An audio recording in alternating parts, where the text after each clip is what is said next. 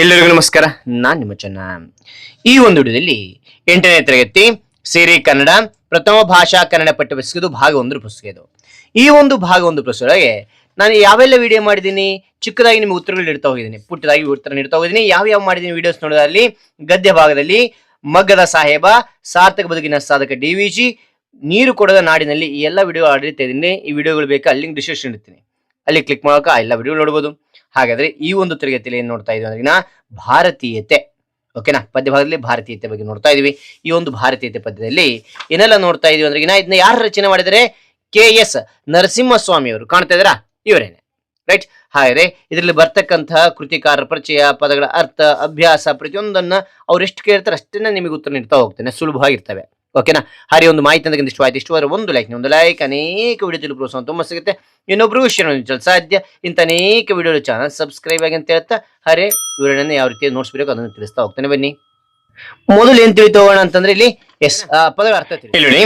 ಪದಗಳ ಅರ್ಥ ಅಂತಕ್ಕಂಥದ್ದು ಹಿಮ ಅಂದ್ರೆ ಮಂಜು ಅಂತಕ್ಕಂಥದ್ದು, ಕರಾವಳಿ ಅಂದ್ರೆ ಸಮುದ್ರ ತೀರ, ಪೇರ್ದೆರೆ ಅಂತಂದ್ರೆ ದೊಡ್ಡ ಅಲೆ ಅಂತಕ್ಕಂಥದ್ದು, ಘೋಷ ಅಂದ್ರೆ ಗಟ್ಟಿಯಾಗಿ ಹೇಳುವುದು ಅಂತಕ್ಕಂಥದ್ದು, ಗಡಿ ಅಂದ್ರೆ ಸೀಮೆ ಎಲ್ಲ ಅಂತಕ್ಕಂಥ ಅರ್ಥ ಕೊಡುತ್ತೆ, ಯೋಧ ಅಂದ್ರೆ ಸೈನಿಕ, ಕೊರಳು ಅಂದ್ರೆ ಧ್ವನಿ, ತನು ಅಂದ್ರೆ ದೇಹ, ತೆರು ಅಂದ್ರೆ ನೀಡು, ತ್ಯಾಗ ಮಾಡು ಅಂತಕ್ಕಂಥ ಅರ್ಥ ಕೊಡುತ್ತೆ, ಹುತಾತ್ಮ ಅಂದ್ರೆ ದೇಶಕ್ಕಾಗಿ ಪ್ರಾಣ ತೆತ್ತವ ಅಂತಕ್ಕಂಥದ್ದು, ಸ್ಮರಣೆ ಅಂದ್ರೆ ನೆನಪು ಅಂತಕ್ಕಂಥದ್ದು. ಅದೇ ರೀತಿಯಾಗಿ ನೆರೆ ಅಂದ್ರೆ ಪಕ್ಕ ಅಂತಕ್ಕಂಥದ್ದು, ನೆರಳು ಅಂದ್ರೆ ಆಶ್ರಯ, ಓಕೆನಾ, ನೆರಳು ಅಂದ್ರೆ ಆಶ್ರಯ, ಮೊಳಗು ಅಂದ್ರೆ ಅಬ್ಬರ, ಬೆಳಕು ಅಂದ್ರೆ ಜ್ಞಾನ ಅಂತಕ್ಕಂಥ ಅರ್ಥ ಕೊಡುತ್ತೆ, ರೈಟ್. ಹಾಗಾದ್ರೆ ಇಲ್ಲಿ ಪದಗಳ ಅರ್ಥ ಅಂತ ಯಾಕೆ ಬೇಕು ಅಂದ್ರೆ ನಿಮ್ಮ ಶಬ್ದ ಸಂಪತ್ತು ಜಾಸ್ತಿ ಆಗ್ಲಿಕ್ಕೆ ಬೇಕು.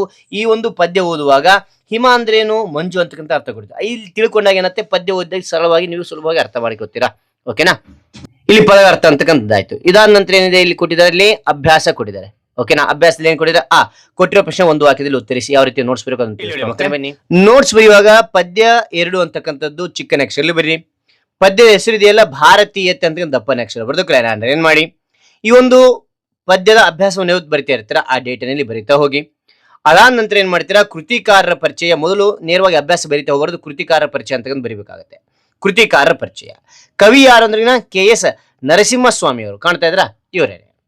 ಜನನ ಯಾವಾಗ ಆಯ್ತು ಅಂದ್ರೆ 26/1/1915 ಆಯ್ತು ಅಂತ ನೋಡ್ಬೋದು. ಜನ್ಮಸ್ಥಳ ಎಲ್ಲಿ ಹುಟ್ಟಿದ್ರೆ ಮಂಡ್ಯ ಜಿಲ್ಲೆಯ ಕೃಷ್ಣರಾಜಪೇಟೆ ತಾಲೂಕಿನ ಕಿಕ್ಕೇರಿಯಲ್ಲಿ ಇವರು ಜನಿಸಿದ್ರು ಅಂತಕ್ಕಂಥದ್ದು ನೋಡ್ಬೋದು. ಅದ ನಂತರ ಕೃತಿಗಳು. ಇಲ್ಲಿ ಮೊದಲ ಕವನ ಸಂಕಲನ ಯಾವುದಂದ್ರೆ ಮೈಸೂರು ಮಲ್ಲಿಗೆ ಅಂತಕ್ಕಂಥ 1943 ಇವರು ರಚನೆ ಮಾಡಿದ್ರು ಅಂತ ನೋಡ್ತೇವೆ.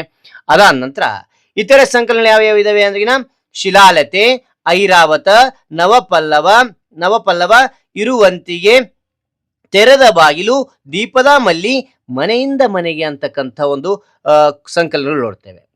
ಅದಾದ ನಂತರ ಪ್ರಶಸ್ತಿ ಮತ್ತು ಗೌರವ ಸಂದಿರ್ತಕ್ಕಂಥದ್ದು. ಏನೆಲ್ಲ ಪ್ರಶಸ್ತಿ ಬಂದಿದ್ದಾವೆ ನೋಡೋದಾಗ್ಲಿ, ಕೇಂದ್ರ ಸಾಹಿತ್ಯ ಅಕಾಡೆಮಿ ಪ್ರಶಸ್ತಿ ಬಂದಿದೆ ಇವರಿಗೆ. ಅದೇ ರೀತಿಯಾಗಿ ಅಖಿಲ ಭಾರತ ಕನ್ನಡ ಸಾಹಿತ್ಯ ಸಮ್ಮೇಳನ ಅಧ್ಯಕ್ಷರಾಗಿ ಕಾರ್ಯನಿರ್ವಹಿಸಿದ್ದಾರೆ. ಪಂಪ ಪ್ರಶಸ್ತಿ ಬಂದಿದೆ. ಪ್ರೇಮ ಕವಿ ಅಂತೇಳಿ ಪ್ರಸಿದ್ಧರಾಗಿದ್ದಾರೆ ಇವರು ಅಂತಕ್ಕಂಥದ್ದು ನೋಡ್ಬೋದು. ನಂತರ ನಿಧನ 2004 ನಿಧನ ಹೊಂದಿದ್ರು, ಮರಣ ಹೊಂದಿದ್ರು ಅಂತ ನೋಡ್ತೇವೆ. ಈ ಒಂದು ಪದ್ಯದ ಆಯ್ಕೆ ನೋಡಿದರೆ ಭಾರತೀಯತೆ ಕವನವನ್ನು KS ನರಸಿಂಹಸ್ವಾಮಿ ಅವರ ನವಪಲ್ಲವ, ಕಾಣ್ತಾ ಇದೆಯಾ, ನವಪಲ್ಲವ ಕವನ ಸಂಕಲನ ಪುಟ 464 ಆಯ್ಕೆ ಮಾಡಲಾಗಿದೆ ಅಂತ ನೋಡ್ತೇವೆ. ನವಪಲ್ಲವ, ಓಕೆನಾ, ಕವನ ಸಂಕಲನದಿಂದ ಆಯ್ಕೆ ಮಾಡಲಾಗಿದ್ನ. ಓಕೆ, ಈಗ ಏನ್ ನೋಡ್ತೋಣ, ಅಭ್ಯಾಸ ಅಂತಕ್ಕಂಥದ್ದು ನೋಡ್ತೋಣ. ಎಸ್, ಅಭ್ಯಾಸ ಇಲ್ಲಿ ಯಾವ ರೀತಿ ಬರೋಕೆ ಅದನ್ನು ತಿಳಿಸ್ತಾ ಹೋಗ್ತೇನೆ ಬನ್ನಿ. ಎಸ್, ಕಾಣ್ತಾ ಇದೆಯಾ, ಅಭ್ಯಾಸ ಅಂತಕ್ಕಂಥದ್ದು ಮೊದಲು ಬರಿತಾ ಹೋಗಿ. ಕೊಟ್ಟಿರುವ ಪ್ರಶ್ನೆ ಒಂದು ವಾಕ್ಯದಲ್ಲಿ ಉತ್ತರಿಸಿ ಅಂತ ಬರೀರಿ. ಮೊದಲನೇ ಪ್ರಶ್ನೆ, ಪರ್ವತ ಹಿಮ ಯಾವ ಎತ್ತರಕ್ಕೆ ಎದ್ದು ನಿಂತಿದೆ? ಯಾವ ಎತ್ತರಕ್ಕೆ ಎದ್ದು ನಿಂತಿದ್ರಿಗಿನ ಉತ್ತರ ಅದೇ ರೀತಿಯಾಗಿ ಬರಿತೋಗಿ. ಇಲ್ಲಿ ನೋಡಿ, ಪರ್ವತ ಹಿಮ ಆಕಾಶದ, ಇಷ್ಟು ನೆನ್ಪಿಟ್ರೆ ಸಾಕು, ಎತ್ತರಕ್ಕೆ ಎದ್ದು ನಿಂತಿದೆ ಅಂತಕ್ಕಂಥದ್ದು ಪ್ರಶ್ನೆಯಲ್ಲೇ ಇರ್ತಕ್ಕಂಥದ್ದು. ಆಕಾಶದ ಅಂತ ನೆನ್ಪಿಟ್ರೆ ಇದೆಲ್ಲ ಬರಿತಾ ಹೋಗೋದು. ಎರಡನೇ ನೋಡಿ, ಪೇರ್ದೆರೆಗಳು ಯಾವುದಕ್ಕೆ ಮುತ್ತನ್ನಿಡುತ್ತಿವೆ? ಪೇರ್ದೆರೆಗಳು ಅಂದ್ರೆ ದೊಡ್ಡ ಅಲೆಗಳು ಅಂತಕ್ಕಂಥದ್ದು, ಓಕೆನಾ. ಉತ್ತರ, ಪೇರ್ದೆರೆಗಳು ಕರಾವಳಿಗೆ ಮುತ್ತನ್ನಿಡುತ್ತಿವೆ ಅಂತಕ್ಕಂಥದ್ದು. ಕರಾವಳಿಗೆ ನೆನ್ಪಿಟ್ರೆ ಸಾಕು, ಓಕೆ. ನಂತರ ಮೂರನೇದು, ಹಸಿರು ದೀಪಗಳನ್ನು ಎಲ್ಲಿ ಹಚ್ಚಲಾಗಿದೆ ಅಂತ ಕೇಳಿದರೆ ಉತ್ತರ, ಹಸಿರು ದೀಪಗಳನ್ನು ಬಯಲು ಪ್ರದೇಶದಲ್ಲಿ, ಇಷ್ಟು ನೆನ್ಪಿಟ್ರೆ ಹಚ್ಚಲಾಗಿದೆ. ಸೇಮ್ ಇಲ್ಲೇ ಪ್ರಶ್ನೆಯಲ್ಲಿ ಇದೆ ಉತ್ತರ, ಓಕೆನಾ. ನಾಲ್ಕನೇ ನೋಡಿ, ಯಂತ್ರಘೋಷ ಏಳುತ್ತಿರುವ ಬಗೆ ಹೇಗೆ ಅಂತ ಕೇಳಿದರೆ ಉತ್ತರ, ಆಕಾಶದಲ್ಲಿ ಹೊಗೆಯ ಚೆಲ್ಲುತ್ತಾ ಯಂತ್ರಘೋಷ ಏಳುತ್ತಿವೆ ಅಂತಕ್ಕಂಥದ್ದು. ಇಷ್ಟು ನೆನ್ಪಿಟ್ರೆ ಸಾಕು, ಆಕಾಶದಲ್ಲಿ ಹೊಗೆಯ ಚೆಲ್ಲುತ್ತಾ ಅಂತ ನೆನ್ಬಿಟ್ರೆ ಸೇಮ್ ಅದೇ ರೀತಿಯಾಗಿರ್ತಕ್ಕಂಥದ್ದು. ಓಕೆನಾ. ಐದನೇದು, ನಮ್ಮ ಧ್ವಜವನ್ನು ಎತ್ತಿ ಹಿಡಿದವರು ಯಾರು? ಎತ್ತಿ ಹಿಡಿಯುವವರು ಯಾರು? ಯಾರು ಎತ್ತಿ ಹಿಡಿತಾರೆ ಅಂದ್ರೆ ಉತ್ತರ, ನಮ್ಮ ಧ್ವಜವನ್ನು ಎತ್ತಿ ಹಿಡಿಯುವವರು ಸೈನಿಕರು ಅಂತಕ್ಕಂಥದ್ದು ಉತ್ತರ ಆಗಿರುತ್ತೆ. ಓಕೆ. ಆರನೇ ನೋಡಿ, ನಮ್ಮ ಪಯಣ ಎತ್ತ ಸಾಗಿದೆ ಅಂತ ಪ್ರಶ್ನೆ ಕೇಳಿದರೆ ಉತ್ತರ, ನಮ್ಮ ಪಯಣ ಬೆಳಕಿನ ಗುರಿಯ ಕಡೆಗೆ ಸಾಗಿದೆ ಅಂತಕ್ಕಂಥ ಇಷ್ಟು ನೆನ್ಪಿಟ್ರೆ ಸಾಕು. ಓಕೆನಾ. ಮುಂದಿನ ನೋಡ್ತೋಣ. ಇಲ್ಲಿ ನೋಡಿ ಮಕ್ಕಳೇ, ಇಲ್ಲಿ ಆ ಅಂತಕ್ಕಂಥದ್ದಾಯ್ತು. ಅದಾಂತರ ಏನ್ ಕೊಟ್ಟಿದ್ದಾರೆ ಇಲ್ಲಿ ಅಂದ್ರೆ ಆ ಕೊಟ್ಟಿದ್ದಾರೆ. ಏನ್ ಕೊಟ್ಟಿದ್ದಾರೆ? ಕೊಟ್ಟಿರುವ ಪ್ರಶ್ನೆಗೆ 2-3 ವಾಕ್ಯಗಳಲ್ಲಿ ಉತ್ತರಿಸಿ. 2-3 ವಾಕ್ಯಗಳಲ್ಲಿ ನಿಮಗೆ ಉತ್ತರಿಸ್ತಾ ಹೋಗ್ತಾನೆ. ಓಕೆನಾ. ಇಲ್ಲಿ ನೋಡಿ ಮಕ್ಕಳೇ, ಇಲ್ಲಿ ಆ ಅಂತಕ್ಕಂಥದ್ದು ಕೊಟ್ಟಿರುವ ಪ್ರಶ್ನೆಗಳಿಗೆ 2-3 ವಾಕ್ಯಗಳಲ್ಲಿ ಉತ್ತರಿಸಿ ಅಂತ ಬರೀರಿ. ಮೊದಲನೇ ಪ್ರಶ್ನೆ, ಕಣ್ಣು ಬೇರೆಯಾದ್ರೂ ನೋಟ ಒಂದಾಗುವ ಸಂದರ್ಭವನ್ನು ತಿಳಿಸಿ ಅಂತ ಕೇಳಿದಾರೆ ಅವರು. ಓಕೆನಾ. ರೈಟ್. ಉತ್ತರ ನೋಡಿ, ಎಲ್ಲರಿಗೂ 2 ಕಣ್ಣುಗಳಿದ್ದರೂ ಅವು ನೋಡುವ ನೋಟ ಒಂದೇ ಆಗಿರುತ್ತದೆ. ಅದೇ ರೀತಿ ಹಿಮದಲ್ಲಿ ಅನೇಕ ಶಿಖರಗಳಿದ್ದರೂ ಅದರ ಮೌನ ಒಂದೇ. ಸಮುದ್ರದಲ್ಲಿ ಅನೇಕ ಅಲೆಗಳಿದ್ದರೂ ಅವು ಕರಾವಳಿಗೆ ಮುತ್ತಿಡುವ ರೀತಿ ಒಂದೇ ಆಗಿರುತ್ತದೆ ಅಂತಕ್ಕಂಥದ್ದು ಇಲ್ಲಿ ನೋಡ್ತೇವೆ. ಓಕೆನಾ. ಅಂದ್ರೆ ಇಲ್ಲಿ ಎರಡನೇ ಪ್ರಶ್ನೆ, ಭಾಷೆ ಬೇರೆಯಾದ್ರೂ ಭಾವವೊಂದು ಸಮರ್ಥಿಸಿ ಅಂತ ಹೇಳಿದರೆ. ಓಕೆನಾ. ಉತ್ತರ, ನಮ್ಮ ದೇಶದಲ್ಲಿ ಜನರು ಬೇರೆ ಬೇರೆ ಭಾಷೆಗಳನ್ನು ಮಾತನಾಡಿದರೂ ಅವರ ಭಾವನೆ ಒಂದೇ ಆಗಿರುತ್ತದೆ. ದೇಶ ಪ್ರೇಮ, ಮಾನವೀಯತೆ ಮತ್ತು ಐಕ್ಯತೆಯ ಭಾವ ಎಲ್ಲರಿಗೂ ಒಂದೇ ಎಂಬುದನ್ನು ಕವಿ ಸುಂದರವಾಗಿ ಸಮರ್ಥಿಸಿದ್ದಾರೆ ಅಂತಕ್ಕಂಥದ್ದಲ್ಲಿ ಬರಿಬಹುದು ಮಕ್ಕಳೇ. 3 ಸಾಲನ್ನು ತಿಳಿಸ್ತಾ ಹೋಗಿದ್ದೇನೆ. ರೈಟ್. ಮುಂದೆ ನೋಡ್ತೋಣ. ಇಲ್ಲಿ ನೋಡಿ ಮಕ್ಕಳೇ, ಇಲ್ಲಿ ಆ ಅಂತಕ್ಕಂಥದ್ದಾಯ್ತು. ಇಲ್ಲಿ ಇದೆ ಕೊಟ್ಟಿರುವ ಪ್ರಶ್ನೆಗೆ 8-10 ವಾಕ್ಯಗಳಲ್ಲಿ ಉತ್ತರಿಸಿ. ಇದು ಒಂದು ಕೊಟ್ಟಿದ್ದಾರೆ, ಇದನ್ನ ಯಾವ ರೀತಿ 8-10 ವಾಕ್ಯಗಳನ್ನು ನಿಮಗೆ ಉತ್ತರಿಸ್ತಾ ಹೋಗ್ತೇನೆ. ಓಕೆನಾ. ಈ ಅಂತಕ್ಕಂಥದ್ದು ಕೊಟ್ಟಿರುವ ಪ್ರಶ್ನೆಗೆ 8-10 ವಾಕ್ಯಗಳಲ್ಲಿ ಉತ್ತರಿಸಿ ಅಂತ ಕೊಟ್ಟಿದ್ದಾರೆ. ಓಕೆನಾ. ರೈಟ್. ಹಾಗಾದ್ರೆ ಇಲ್ಲಿ ಪ್ರಶ್ನೆ ನೋಡ್ತೋಣ. ಎಸ್, ಪ್ರಶ್ನೆ ಕೊಟ್ಟಿದ್ದಾರೆ. ಏನ್ ಕೊಟ್ಟಿದ್ದಾರೆ ಅಂತ ನೋಡಿದರೆ, ಇಲ್ಲಿ ನಾವು ಭಾರತೀಯರು ಎಂಬ ಅಭಿಮಾನ ಮಿಡಿಯುವ ಸನ್ನಿವೇಶಗಳನ್ನು ವಿವರಿಸಿ ಅಂತ ಹೇಳಿದರೆ. ಓಕೆನಾ. ಉತ್ತರ ನೋಡಿ, ನಮ್ಮ ದೇಶದ ಹಿಮಾಲಯ, ನದಿಗಳು ಮತ್ತು ಸಾಗರವನ್ನು ಕಂಡಾಗ ಭಾರತೀಯರೆಂಬ ಹೆಮ್ಮೆ ಮೂಡುತ್ತದೆ. ನಮ್ಮ ರಾಷ್ಟ್ರ ಧ್ವಜ ಹಾರಾಡುವುದನ್ನು ಕಂಡಾಗ ಅಭಿಮಾನ ಹೆಚ್ಚಾಗುತ್ತದೆ. ದೇಶದ ಗಡಿಯನ್ನು ಕಾಪಾಡುವ ಸೈನಿಕರನ್ನು ಕಂಡಾಗ ಹೆಮ್ಮೆ ಉಂಟಾಗುತ್ತದೆ. ಬೇರೆ ಬೇರೆ ಭಾಷೆ, ಧರ್ಮ, ಸಂಸ್ಕೃತಿಗಳಿದ್ದರೂ ನಾವೆಲ್ಲ ಒಂದಾಗಿ ಬದುಕುತ್ತೇವೆ. ದೇಶಕ್ಕಾಗಿ ಪ್ರಾಣ ತ್ಯಾಗ ಮಾಡಿದ ಹುತಾತ್ಮರನ್ನು ಸ್ಮರಿಸಿದಾಗ ಭಾರತೀಯರೆಂಬ ಭಾವನೆ ಗಟ್ಟಿಯಾಗುತ್ತದೆ. ಸಂಕಷ್ಟದಲ್ಲಿ ಪರಸ್ಪರ ಸಹಾಯ ಮಾಡುವ ಗುಣ ನಮ್ಮ ಏಕತೆಯನ್ನು ತೋರಿಸುತ್ತದೆ. ನಮ್ಮ ರಾಷ್ಟ್ರಗೀತೆ ಮತ್ತು ದೇಶಭಕ್ತಿಯ ಹಾಡುಗಳನ್ನು ನಮ್ಮಲ್ಲಿ ದೇಶ ಪ್ರೇಮವನ್ನು ಹೆಚ್ಚಿಸುತ್ತವೆ. ಈ ಎಲ್ಲಾ ಸಂದರ್ಭದಲ್ಲಿ ನಾವೆಲ್ಲ ಭಾರತೀಯರು ಎಂಬ ಅಭಿಮಾನ ಮಿಡಿಯುತ್ತೇವೆ ಅಂತಕ್ಕಂಥದ್ದು ಇಲ್ಲಿ ಬರಿತಾ ಹೋಗಿದ್ದೇನೆ. ರೈಟ್. ಹಾಗಾದ್ರೆ ಮುಂದೇನೆ ಕೊಟ್ಟಿದ್ದೆ ನೋಡ್ತೋಣ.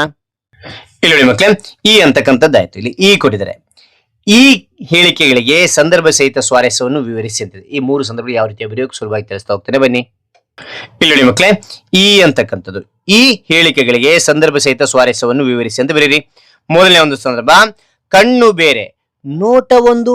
ಕಣ್ಣು ಬೇರೆ ನೋಟ ಒಂದು. ಈ ಸಂದರ್ಭಕ್ಕೆ ಮೊದಲು ಉತ್ತರಲ್ಲಿ ಆಯ್ಕೆ ಬರೆಯಬೇಕಾಗುತ್ತೆ. ಈ ವಾಕ್ಯವನ್ನು KS ನರಸಿಂಹಸ್ವಾಮಿಯವರು ಬರೆದಿರುವ ನವಪಲ್ಲವ ಕವನ ಸಂಕಲನದಿಂದ ಆಯ್ದ ಭಾರತೀಯತೆ ಪದ್ಯದಿಂದ ಆರಿಸಲಾಗಿದೆ ಅಂತಕ್ಕಂಥದ್ದು ಇಲ್ಲಿ ಬರತಕ್ಕಂಥದ್ದು ಸಂದರ್ಭ ಬರೆಯುತ್ತೆ. ಸಂದರ್ಭ ಹೆಂಗ್ ಕೊಟ್ಟಿದ್ದಾರೆ ಇಲ್ಲಿ ಅಂದ್ರೆ ನೋಡಿದ್ರೆ, ನಮ್ಮ ದೇಶದಲ್ಲಿ ವಿವಿಧ ರೀತಿಯ ಭೂಪ್ರದೇಶಗಳಿವೆ. ಹಿಮಾಲಯ, ಸಮುದ್ರ, ನದಿಗಳು ಮತ್ತು ಹಸಿರು ಪ್ರಕೃತಿಯ ಸೌಂದರ್ಯವನ್ನು ವರ್ಣಿಸುವ ಸಂದರ್ಭದಲ್ಲಿ ಕವಿಯು ಈ ಮೇಲಿನ ವಾಕ್ಯವನ್ನು ತಿಳಿಸಿದ್ದಾರೆ. ಇದು ಭಾರತದ ಏಕತೆ ಭಾವನೆಯನ್ನು ವ್ಯಕ್ತಪಡಿಸಿದ್ದಾರೆ ಅಂತಕ್ಕಂಥದ್ದು ನೋಡ್ತೇವೆ. ನಂತರ ಸ್ವಾರಸ್ಯ ಬೇಕಾಗುತ್ತೆ. ನೋಡುವ ಕಣ್ಣುಗಳು ಆಯಾ ಪ್ರದೇಶದ ಬೇರೆ ಬೇರೆ ಜನರದ್ದಾದರೂ ನೋಡುವ ನೋಟ ಒಂದೇ, ಅದು ಭಾರತೀಯರದ್ದು ಎಂದು ಕವಿ ಸ್ವಾರಸ್ಯವಾಗಿ ವರ್ಣಿಸಿದ್ದಾರೆ ಅಂತ ನೋಡ್ತೇವೆ. ಓಕೆನಾ. ಎರಡನೇ ಸಂದರ್ಭ, ಭಾಷೆ ಬೇರೆ ಭಾವ ಒಂದು. ಉತ್ತರ ಮೊದಲು ಆಯ್ಕೆ ಬರಬೇಕಾದ ಸಂದರ್ಭಕ್ಕೆ ಈ ಮಾತನ್ನು KS ನರಸಿಂಹಸ್ವಾಮಿ ಅವರು ಬರೆದಿರುವ ನವಪಲ್ಲವ ಕವನ ಸಂಕಲನದಿಂದ ಆಯ್ದ ಭಾರತೀಯತೆ ಎಂಬ ಪದ್ಯದಿಂದ ಆರಿಸಲಾಗಿದೆ ಅಂತಕ್ಕಂಥದ್ದು ಆಯ್ಕೆಯಲ್ಲಿ ಬರತಕ್ಕಂಥದ್ದು ಸಂದರ್ಭ. ನಮ್ಮ ದೇಶದಲ್ಲಿ ಹಲವು ಭಾಷೆ, ಸಂಸ್ಕೃತಿ ಮತ್ತು ಜೀವನ ಶೈಲಿಗಳಿದ್ದರೂ ನಾವೆಲ್ಲ ಭಾರತ ಮಾತೆಯ ಮಕ್ಕಳಾಗಿದ್ದೇವೆ. ಭಾಷೆಗಳು ಬೇರೆ ಬೇರೆಯಾಗಿದ್ದರೂ ನಮ್ಮ ಭಾವನೆ ಒಂದೇ ಎಂಬುದನ್ನು ತಿಳಿಸುವ ಸಂದರ್ಭದಲ್ಲಿ ಕವಿ ಈ ಮಾತನ್ನು ಹೇಳಿದ್ದಾರೆ ಅಂತಕ್ಕಂಥ ನೋಡ್ತೇವೆ. ಓಕೆ, ಆ ನಂತರ ಸ್ವಾರಸ್ಯ. ಭಾಷೆಯಲ್ಲಿ ಭಿನ್ನತೆ ಇದ್ದರೂ ಏಕತಾ ಭಾವದಿಂದ ಇರುವುದನ್ನು ಕವಿ ಸ್ವಾರಸ್ಯಪೂರ್ಣವಾಗಿ ವರ್ಣಿಸಿದ್ದಾರೆ ಅಂತಕ್ಕಂಥದ್ದು ಎರಡನೇ ಸಂದರ್ಭದಲ್ಲಿ ನೋಡ್ತೇವೆ. ಅದ ನಂತರ ಎರಡನೇ ಸಂದರ್ಭ ಆಯ್ತಲ್ಲ, ಈಗ ಮೂರನೇ ಸಂದರ್ಭ ನೋಡ್ತೋಣ. ಮೂರನೇ ಸಂದರ್ಭದಲ್ಲಿ ಏನ್ ಕೊಟ್ಟಿದ್ದಾರೆ ಅಂತಂದ್ರೆ, ಎಲ್ಲೇ ಇರಲಿ ಎಲ್ಲೇ ಇರಲಿ ನಾವು ಒಂದು ಕೊಟ್ಟಿದ್ದಾರೆ. ಏನ್ ಕೊಟ್ಟಿದ್ದಾರೆ? ಎಲ್ಲೇ ಇರಲಿ ನಾವು ಒಂದು ಅಂತಕ್ಕಂಥದ್ದು. ಈ ಸಂದರ್ಭಕ್ಕೆ ಉತ್ತರ ಮೊದಲು ಆಯ್ಕೆ ಬರಬೇಕಾಗುತ್ತೆ. ಈ ಮಾತನ್ನು KS ನರಸಿಂಹಸ್ವಾಮಿಯವರ ಬರೆದಿರುವ ನವಪಲ್ಲವ ಕವನ ಸಂಕಲನದಿಂದ ಆಯ್ದ ಭಾರತೀಯತೆ ಎಂಬ ಪದ್ಯದಿಂದ ಆರಿಸಲಾಗಿದೆ ಅಂತಕ್ಕಂಥದ್ದು ನೋಡ್ತೇವೆ. ಸಂದರ್ಭ: ನಮ್ಮ ನಾಡಿಗಾಗಿ ದೇಶದ ಉದ್ದಗಲಕ್ಕೂ ಅನೇಕರು ಹೋರಾಡಿ ಹುತಾತ್ಮರಾಗಿದ್ದಾರೆ. ಒಂದು ಪ್ರದೇಶದವರು ಇನ್ನೊಂದು ಪ್ರದೇಶದವರಿಗೆ ಸಹಾಯ ಮಾಡಿದ್ದಾರೆ.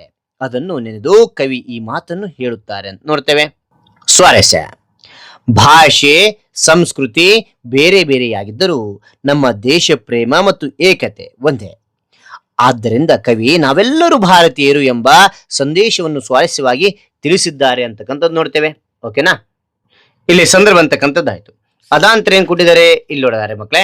ಇಲ್ಲಿ ಹೂ ಅಂತ ಕೊಟ್ಟಿದ್ದಾರೆ. ಏನ್ ಕೊಟ್ಟಿದ್ದಾರೆ ಅಂದ್ರೆ, ಓಕೆ, ಮೊದಲನೇ ಬಿಟ್ಟ ಸ್ಥಳ ನೋಡಿ, ಇಲ್ಲಿ ಕೊಟ್ಟಿದ್ದಾರೆ ಬಿಟ್ಟ ಸ್ಥಳ ತುಂಬಿ ಅಂತ ಕೊಟ್ಟಿದ್ದಾರೆ. ಇಲ್ಲಿ ನೀವು ಚೆನ್ನಾಗಿ ಪದ್ಯ ಅರ್ಥ ಮಾಡ್ಕೊಂಡ್ರಿ, ಪದ್ಯ ತಿಳ್ಕೊಂಡ್ರಿ, ಪದ್ಯ ಕಲ್ತ್ಕೊಂಡ್ರಿ ಅಂತ ತಿಳ್ಕೊಂಡ್ರಿ, ಈಸಿಯಾಗಿ ನೀವು ಬಿಟ್ಟ ಸ್ಥಳ ಫಿಲಪ್ ಮಾಡ್ತಾ ಹೋಗ್ತೀರಾ. ಓಕೆನಾ? ಯಂತ್ರ ಡ್ಯಾಶ್ ವೇಳುವಲ್ಲಿ, ಯಂತ್ರ ಘೋಷ ವೇಳುವಲ್ಲಿ ಅಂತಕ್ಕಂಥದ್ದು. ಎರಡನೇದು, ಒಂದೇ ನೆಲ ಒಂದೇ ನೆಲದ ತೊಟ್ಟಿಲಲ್ಲಿ. ಓಕೆನಾ? ಅದ ನಂತರ ಮೂರನೇದು, ನಮ್ಮ ಯುಗದ ದನಿಗಳಾಗಿ ಮೂಡಿದೆಲ್ಲ ಹಾಡಿನಲ್ಲಿ. ಓಕೆನಾ? ಅದ ನಂತರ ನಾಲ್ಕನೇದು, ಎಲ್ಲೇ ಇರಲಿ ನಾವು ಒಂದು, ಎಲ್ಲೇ ಇರಲಿ ನಾವೆಲ್ಲ ಒಂದು ಅಂತಕ್ಕಂಥದ್ದು. ಐದನೇದು, ನಡೆವ ಡ್ಯಾಶ್ ಪಯಣದಲ್ಲಿ, ನಡೆವ ಧೀರ. ಓಕೆನಾ? ಪಯಣದಲ್ಲಿ ಅಂತಕ್ಕಂಥದ್ದು. ಓಕೆ, ಅದ ನಂತರ ಇಲ್ಲಿ ಕೊಟ್ಟಿದ್ದಾರೆ. ಏನ್ ಕೊಟ್ಟಿದ್ದಾರೆ ಇನ್ನಲ್ಲಿ? ಈ ಪದ್ಯ ಭಾಗದಲ್ಲಿ ಬಳಕೆಯಾಗಿರುವ ರೂಢ ನಾಮಪದಗಳನ್ನು ಪಟ್ಟಿ ಮಾಡಿ ಅಂತ ಹೇಳಿದ್ರೆ, ಇಲ್ಲಿ ನೋಡ್ತೋಲ್ವಾ? ಇಲ್ಲಿ ನೋಡಿ ಮಕ್ಕಳೇ, ಹೂ ಅಂತಕ್ಕಂಥ ಬರ್ರಿ. ಈ ಪದ್ಯ ಭಾಗದಲ್ಲಿ ಬಳಕೆಯಾಗಿರುವ ರೂಢ ನಾಮಪದಗಳನ್ನು ಪಟ್ಟಿ ಮಾಡಿ ಅಂತ ಕೇಳಿದ್ರೆ, ಹಾಗಾದ್ರೆ ರೂಢನಾಮ ಅಂದ್ರೆ ಮೊದಲು ತಿಳಿಬೇಕಾಗುತ್ತೆ. ಹಾಗಾದ್ರೆ ನೀವು ಸುಲಭವಾಗಿ ಕಂಡಿಡ್ತೀರಿ ರೂಢನಾಮಗಳನ್ನ. ಓಕೆನಾ? ಇಲ್ಲಿ ನೋಡಿ ಮಕ್ಕಳೇ, ರೂಢನಾಮ ಅಂತಂದ್ರಿಗಿನ ಭಾಗಗಳಾಗಿ ವಿಭಜಿಸಲಾಗದ ನಾಮಪದವನ್ನು ರೂಢನಾಮ ಎನ್ನುತ್ತಾರೆ. ಇಲ್ಲಿ ನೋಡಿ, ಒಂದಿಲ್ಲಿ ಆಕಾಶ ಅಂತಿದೆ, ಇದನ್ನ ಬಿಡಿಸಿ ಬರೆಯೋಕೆ ಬರೋದಿಲ್ಲ. ಓಕೆನಾ? ಇದು ಬಿಡಿಸಿ ಬರೆಯೋಕೆ ಬರಲ್ಲ. ಆಕಾಶ ಆಕಾಶ ಅಂತ ಹೇಳಲೇಬೇಕು. ಇದಕ್ಕೆ ನಾವೇನಂತ ಕರಿತೀವಿ ಅಂದ್ರೆ ರೂಢನಾಮ. ಒಂದೇ ಪದ ಇರ್ತದೆ ಇಲ್ಲಿ.